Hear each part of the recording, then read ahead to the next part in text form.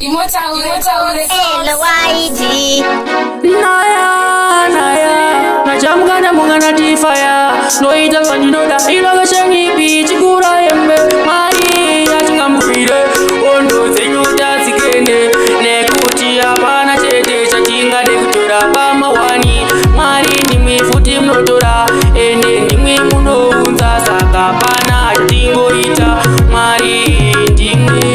Mari nimwe munotora Ende nimwe munounza Mari nimwe munotora Ende nimwe munounza Mari nimwe munotora Ende nimwe munounza Mari nimwe munotora Ende nimwe munounza Ndakambozi defender Pama wanyanda kaita Ndakachita kusiva Asinda kazotava kupisa Mari yatinga pilize Tinoziva nimwe mkuru Nimwe munosika vanu wese Kuti vave pasi pano Mari nimwe munotora Ende nimwe munounza Mari nimwe munotora Ende nimwe munounza Mari nimwe munotora Ende nimwe munounza Mari nimwe munotora Ende nimwe munounza Apana kamubikise Nyangwe yachida kutozvitize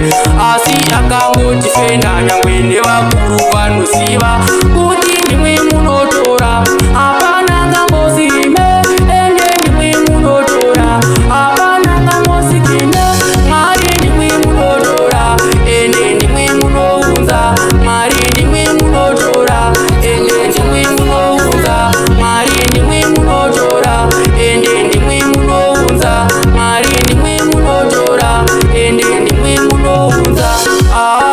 Pamwe vaipikisa vachiti Mari atori asina sono vazotorwa nedenga vazoziona kuti itorikema Mwari tamuona ondo atingazirwira torirwa ndimwi Mwari makatisika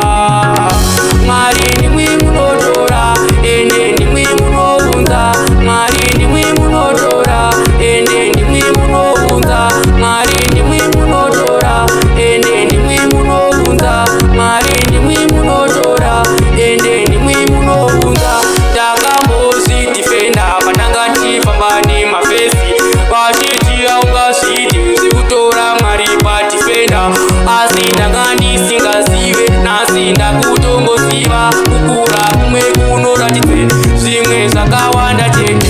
Mwari nimwe munotora Ende nimwe munounza Mwari nimwe munotora Ende nimwe munounza Mwari nimwe munotora Ende nimwe munounza Mwari nimwe munotora Ende nimwe munounza Mwari wenyasha ndimwe munotora Pana chete chete chatinoda kutoona Pese pese patinongofamba Ndimwe chete munotongotiratidze Mwari samasimba Ndimwe munotiradze Pose patinofamba Left